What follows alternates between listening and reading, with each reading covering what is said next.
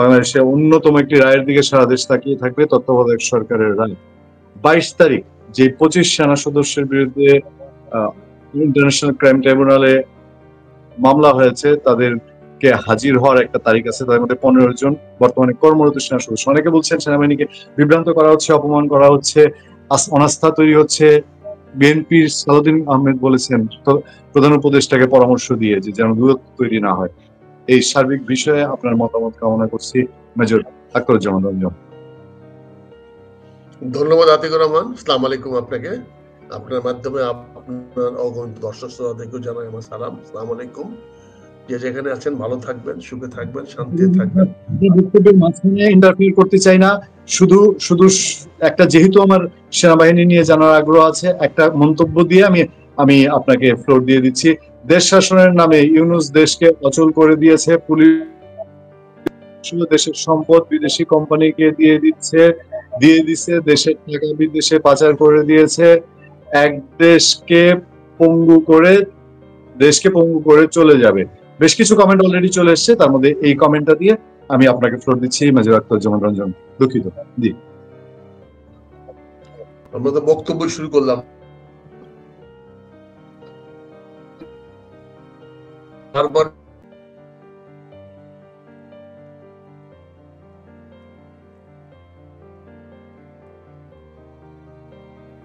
আচ্ছা, দেখতে পাচ্ছেন আপনার সবাই এখন নিরাপত্তা নিয়ে কথা বলতেছে। সরকার দিতে পারছে না। এতকাল জননেতা তারেক রহমান সাহেব বলে আসছে সরকার ব্যর্থ হতে দিবেন না। এতকাল সেনাবাহিনী তার পিছনে কাজ করেছে, এখনো সেনাবাহিনী কাজ করছে। আমার মনে হয় আগামীতে সেনাবাহিনী কাজ করবে। আপনার আগুনের যে বিষয়গুলো বলেছেন, এই আগুনগুলো লাগার কতগুলো ভালনারেবল জায়গা দেখেন।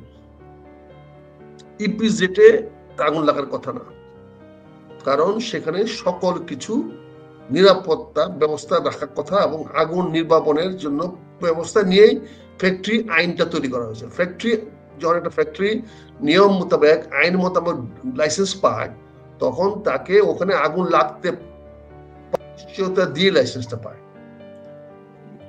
কাজে ইপি যেটা আগুন লেগেছে সেটা যে সাবোটেজ, সেটা যে লাগানো হয়েছে, এটা তো পরিষ্কার।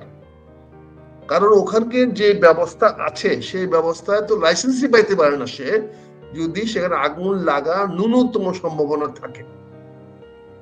সেখানে আগুন লাগলো, লাগার পরে সমস্ত ফ্লোর গুলো সব পুড়ে গেল, তার মানে তো ওখানে দেখা যাবে, পরে পাওয়া যাবে হয়তো গান পাউডার দিয়ে আগুন দেওয়া হয়েছে কিনা তদন্ত করে দেখা হবে। এমন ভাবে পুরানো হয়েছে যে সেই গান পাউডারের তাও না পাওয়া যায়। মিরপুরটা কি দেখেন, আগে পুরন ঢাকায় বিভিন্ন কেমিক্যালসের গোডাউন গুলো তৈরি হয়েছিল, সেখানে গোডাউন গুলো থাকতো অনেক বড় বড় বাড়ির নিচে। এখন এই মিরপুর এলাকাতে, রূপনগর এলাকাতে অনেক ছোট ছোট বাড়ি আছে, অনেক মানে হালকা বাড়ি ঘর আছে, 2 তলা 3 তলা 4 তলা বাড়ি ঘর আছে, যেখানে সহজে বিভিন্ন রাসায়নিক দ্রব্য রাখা যায়। এখানে একটা আগুন লাগিয়েছেন এবং আগুন লাগিয়ে এখানেও একটা বিশাল একটা মানে ক্ষতিগ্রস্ত হয়েছে। যদিও মানুষ মারা গেছে, তাতে আমাদেরকে হাজারে আমরা ভোজ করেছি। যদি মানুষ 16 জন মারা গেছে, সেদিন কিন্তু আমরা মহা সমারোহে ফরেন সার্ভিস ট্রেনিং ইনস্টিটিউটে আমরা ভোজ করেছি সেদিন। আজকে বিমানবন্দর লেগেছে, আপনি দেখেন বিমানবন্দরের কার্গোতে লাগলো আগুনটা। কার্গোতে কেন লাগলো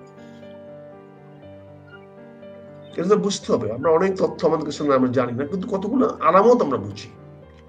আপনারা দেখেন আমাদের সপ্তাহখানেক আগে আমরা কক্সবাজার, গতকাল না পরশু দিনে আমরা সনদ পেয়েছি কক্সবাজারে আন্তর্জাতিক বিমান নামতে পারবে, আমরা পেয়েছি। আবার আমরা সপ্তাহখানেক আগে সনদ পেয়েছি যে ঢাকা কার্গোটা আন্তর্জাতিক পর্যায়ের নিরাপদ পর্যায়ের সনদ পেয়েছি। তাহলে এই দুইটা কাজের মধ্যে একটা স্ববিরোধী কাজ আছে। যদি কক্সবাজার আন্তর্জাতিক বন্দর হিসাবে চালু হয়, তাহলে কক্সবাজারে সরাসরি যাওয়ার একটা সুযোগ সৃষ্টি হয়ে গেল। বিভিন্ন আন্তর্জাতিক ফ্লাইট কক্সবাজার সরাসরি যাবে। কক্সবাজারে আন্তর্জাতিক ফ্লাইটে সরাসরি কারা যাবে? কক্সবাজারে নিশ্চয়ই কোনো বাংলাদেশিরা আন্তর্জাতিক ফ্লাইটে এখান থেকে থাইল্যান্ডে গিয়ে, ব্যাংককে গিয়ে বা কলকাতায় গিয়ে, দিল্লিতে গিয়ে কক্সবাজার যাবে না। ওয়াশিংটনে গিয়ে বা লন্ডনে গিয়ে কক্সবাজার যাবে না। তাহলে কক্সবাজার আন্তর্জাতিক বিমানবন্দরে বাইরের থেকে কেউ না কেউ আসবে। তারা যখন আসবে তখন তারা তো লাগেজ পত্র নিয়ে আসবে। একটা বড় এয়ার প্লেন যখন আসবে তখন তার তো, আপনি জানেন যে একটা বড়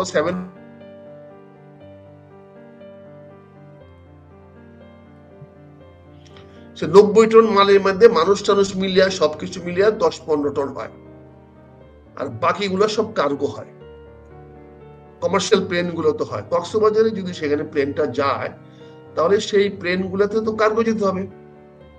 কার্গো ছাড়া তো বিমান গেলে ওখানে বিমান তো অর্থনৈতিক ভাবে লাভজনক হবে না। ঢাকায় যদি এটা আন্তর্জাতিক মানে কার্গো স্টেশন থাকে তাহলে বাইরে কার্গো এখানে আসবে, এখান থেকে কার্গো বাইরে বিদেশে যাবে, তাহলে কক্সবাজার বিমানবন্দরটা কি করে চলবে? সেখানে আন্তর্জাতিকভাবে কারা আসবে?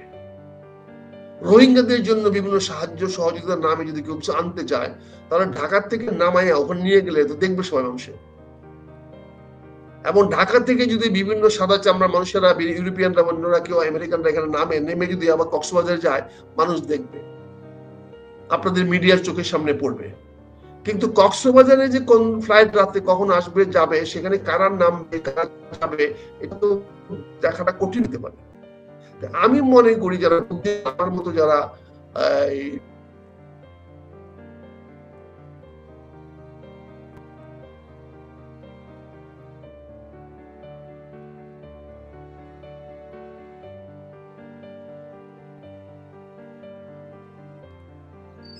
দর্শক আপনারা অনেক অনেক কমেন্ট করছেন। আমি রাজু মিয়া কমেন্ট করেছেন জয় বাংলা।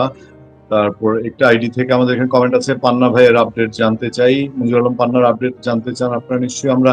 আমরা এ পর্যন্ত যা জানার আপনাদেরকে জানিয়েছি যে উচ্চ আদালতের দিকে তার পরিবার তাকিয়ে আছে। উচ্চ আদালত আগামীকাল খুলছে, নিশ্চয়ই তার পরিবার চেষ্টা করবেন আদালত খোলার পর তার জামিন আবেদন করার। শেষ পর্যন্ত এইটুকুই আপডেট আছে। এর আগে আমি জানিয়েছি আদালত যেহেতু বন্ধ ছিল আর বিশেষ কিছু করার ছিল না, নিম্ন আদালতে তার জামিন নামঞ্জুর হয়েছে, এটা আপনারা জানেন।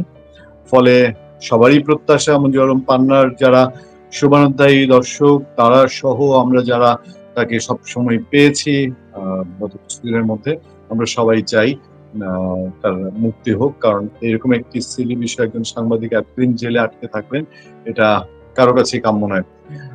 সুৎখুর দেশে একটা হজবরল বাজিয়ে কোনো নির্বাচন দিবে না, সেটা আরেকটা আইডি থেকে একটা কমেন্ট এসছে।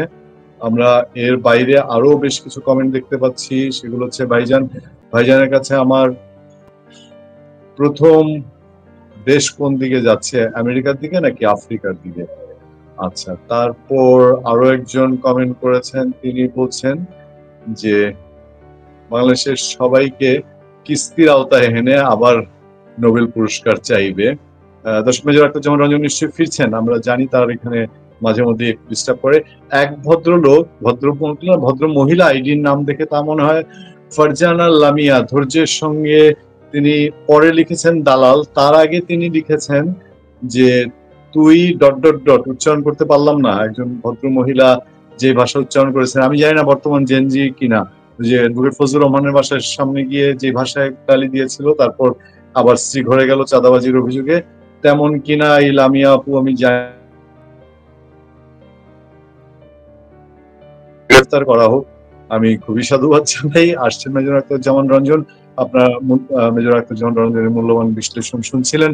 আখতার ভাই, আপনার নেটওয়ার্ক বেশ কয়েকদিন ধরেই ঝামেলা করছে, আমরা অপেক্ষায় আছি আপনার জন্য, প্লিজ। যাই হোক, এখন আমার মতো লোকেরা যারা সবকিছু আচ্ছা, ফারজানা লামিয়া, আপনাকে অনেক ধন্যবাদ। আপনি যদি আনন্দিত হন যে হ্যাঁ আমি যদি কোনো, জি আখতার ভাই শুনতে পাচ্ছেন আপনি আমাকে? আমি শুনতে পাচ্ছি, হ্যাঁ। এখন আমি কথা বলবো, কথা শুনতে পাচ্ছ আমাকে? জি জি, শিওর, আমরা আপনার অপেক্ষায় আছি। দর্শকদের কমেন্টে সময় কাটাচ্ছিলাম। একজন আমার খুব ধৈর্যের সাথে কমেন্ট করে আমার দেখতে চাইছিলেন, তো সেজন্য তাকে একটু তার সঙ্গে কথা বললাম। ওকে, জি প্লিজ প্লিজ। এখন আমি বলতে চাচ্ছি যে এই আগুনগুলোর পিছনে অবশ্যই কারণ আছে। এটা হঠাৎ করে আগুনগুলো হয় নাই, অযথা হয় নাই। এগুলাকে একটা পরিকল্পিত, মানে কি বলে এটাকে, অত্যন্ত মানে প্ল্যান করে মানে ডিজাইন করে করা হয়েছে, করা হচ্ছে, এবং এর পিছনে অনেক কারণ আছে। কাজে এটা তদন্ত করলে বেরিয়ে আসবে, সুষ্ঠু তদন্ত যদি হয়। আমাদের শুধু সুষ্ঠু তদন্ত হয় না, আমাদের সে কেউ দায়িত্ব নেয় না। তবে আমি গতকালকে একটা আলোচনায় বলেছিলাম যে আসলে গতকালকেই কিন্তু এই সরকারের শেষ ঘন্টা বেজে গেছে। এই সরকারের আর টিকে থাকার, কন্টিনিউ করার সুযোগ নাই। এই সরকারের অধীনে এখন নির্বাচনও হবে না। মানে ডক্টর ইউনূস সাহেবের অধীনে আগামী ফেব্রুয়ারিতে নির্বাচন হবে না। আগামী ফেব্রুয়ারিতে নির্বাচন করতে হলে এই বর্তমান অন্তর্বর্তীকালীন সরকারে পরিবর্তন আসতে হবে, পরিবর্তন করতে হবে। কারণ এখানে একটা জিনিস বুঝতে হবে যে এর কাছে তো কেউ আশা করার পারে, কে কি আশা করতে পারে? আপনি গতকালকে ঢাকা শেরেবাংলা নগরে গৌরব করার মতো যা কিছু অর্জন সবকিছু আওয়ামী লীগ সরকার করেছে। আচ্ছা, কমেন্ট করেছেন আহমেদুল্লাহ নামে একজন, সব সরকারের আমলে দুর্নীতি, অপরাধ, অন্যায় হয়েছে, কিন্তু বাংলাদেশের যত গৌরব করার মতো যা কিছু অর্জন সবকিছু আওয়ামী লীগ সরকার সময় করেছে। আমি একটু মন্তব্য করতে চেয়েছিলাম, কিন্তু যেহেতু দর্শকের বক্তব্য এবং নিজের আত্মীয়জন রঞ্জন এখানে একটু জিনিস নিশ্চয়ই আপনাদেরকে ভাবতে হবে, যার যার অন্যায় এবং অপরাধ ভাবা উচিত, ভুল ত্রুটি অন্তত ভাবা উচিত। আওয়ামী লীগ সরকারের সময় আমি সবসময় নির্দ্বিধায় বলি, বাংলাদেশের ব্যাংকগুলো থেকে যেভাবে টাকা বের হয়ে গেছে এটা খুবই দুঃখজনক, খুবই দুঃখজনক, খুবই দুঃখজনক। কারণ এই দলের সাথে এই স্বাধীন বাংলাদেশের প্রতিষ্ঠাতা বঙ্গবন্ধু শেখ মুজিবুর রহমানের নাম জড়িত, এবং তার কন্যা দায়িত্বে ছিলেন। এবং আরো আরো অনেকগুলো অনাকাঙ্ক্ষিত বিষয়ের মধ্যে অন্যতম হচ্ছে 18 এবং 24-এর নির্বাচন। এই দুটি নির্বাচন নিয়ে অনেকেরই আপত্তি আছে এবং সারা পৃথিবী দেখেছে। ফলে কিছু কিছু নিশ্চয়ই স্বীকার করা উচিত। ডাক্তার ভাই, জি। কাজে আমি যেটা বলছিলাম যে ডক্টর ইউনূস সাহেব প্রতি মানুষের আস্থা নষ্ট হয়ে গেছে। দেখেন গত যে অনুষ্ঠান স্থলে প্রকাশ্যে জুলাই যোদ্ধারা অবস্থান নিয়েছিল, তারা ওখানে গিয়ে আসনে গ্রহণ করে ফেলেছিল, বসে ছিল। তারা যে কাজটি করেছে এটাকে আমি সমর্থন করছি না, কিন্তু তারা তো প্রতিবাদ করতেই পারে। তাদের প্রতিবাদের কারণে তারা গিয়ে সেখানে বসে গেছিল। আপনি তাদের উপরে কেন লাঠিচার্জ করতে হলো? তাহলে শেখ হাসিনার সঙ্গে আপনার পার্থক্যটা কোথায় হলো? আপনার জায়গাটা আপনি পরিষ্কার করার জন্য লাঠিচার্জ করতেছেন, শেখ হাসিনা হয়তো গুলি করেছে। আপনিও হয়তো, যদি ওরা চলে না যেত, যদি উঠে না যেত, হয়তো আপনিও গুলি করতেন। আপনিও খালি গুলি করে হয়তো জায়গাটা খালি করতেন, এবং সেভাবে লোকদেরকে সরাই দিয়ে আপনারা এসে করলেন। তাতে কি হলো? এবং আপনি কালকেও দেখলাম যে আপনার এই অনুষ্ঠানের ওই যে দুপুরবেলা দেখলাম যে ওই মেট্রোপলিটন পুলিশের কমিশনার সাহেব সিভিল কাপড়ে পাঞ্জাবি পরে আলী রিয়াজের পেছনে দাঁড়িয়ে আছে। আলী রিয়াজ ঘোষণা দিচ্ছে, সংশোধনী পরিবর্তন করছে এবং জনগণকে জায়গাটা স্থান পরিত্রাণ করতে বলছে। সেখানে পুলিশের কমিশনারের কি কাজ ছিল? তার মানে কি আরেকটা বেনজির আপনি বানাতে চান? তার মানে কি আরেকটা জেনারেল হাসান, জিয়াউল হাসান বানাতে চান? যারা হেফাজতে ইসলামের সময় ঢাকা শহরে আমার এই নিরপরাধ নিরীহ মাদ্রাসা ছেলেদেরকে হত্যা করেছিল, স্থান থেকে বিতাড়িত করেছিল। আপনি এটা কেন করলেন? তাদেরকে বুঝায় শুনে নিতে পারতেন না? কেন আপনাকে বলতে পারতেন না? এরা বসে থাকতো, দরকার বলে আপনি সামনে আরো 4টা চেয়ার লাইন দিতেন, দিয়ে সেখানে আপনি অতিথিরা নিয়ে বসাইতেন। আপনি তো সিগনেচার করতেছেন অনেক উপরে উঠিয়া, অনেক উপরে ছিলেন, সেখানে বসে সিগনেচার করতেন। এই বাকি ফালতু লোকগুলোকে এখানে বসে রাখা ছিল কি? এদের চেয়ে কম্পিটেন্ট লোক যারা ছিল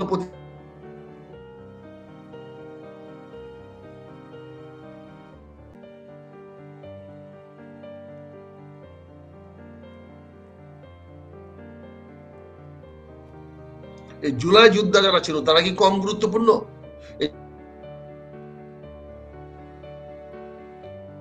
জুলাই যোদ্ধাদের আত্মত্যাগের কারণে, তাদের জীবন দানের কারণেই তো আজকে আপনি ক্ষমতায় বসতে পেরেছেন।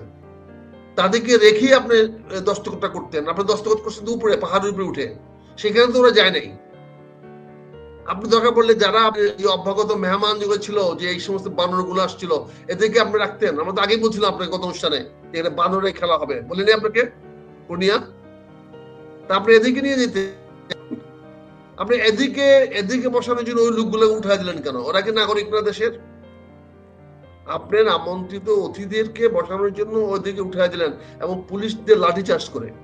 তার মানে আপনার সরকারের দিয়েছেন। আপনার মানুষ কি করে আস্থা রাখবে? আপনি কি করে মানুষ আপনার আস্থা রাখবে? এবং যেই এনসিপির ছেলেরা আপনাদের ক্ষমতায় আনলো, যাদের মেটিকুলাস প্ল্যানে এই বিপ্লবটা হলো, আপনি তাদেরকে আনতে পারলেন না মঞ্চে কেন? তাদের কাছে কি আপনার লোকজন নিয়ে আসতে পারতেন না? আপনি তাদের ঢাকায় নিয়ে আসতে পারতেন না? আপনার ওই অফিসে ঢাকায় তারপর তাদেরকে বুঝায় শুনে নিয়ে আসতে পারতেন না? কিন্তু অনেকে তো বলে যে এটা স্বতঃস্ফূর্ত অংশগ্রহণ, এটা কেউ করিয়েছে। এই জুলাই যোদ্ধা এরা কি সত্যিকার জুলাই যোদ্ধা?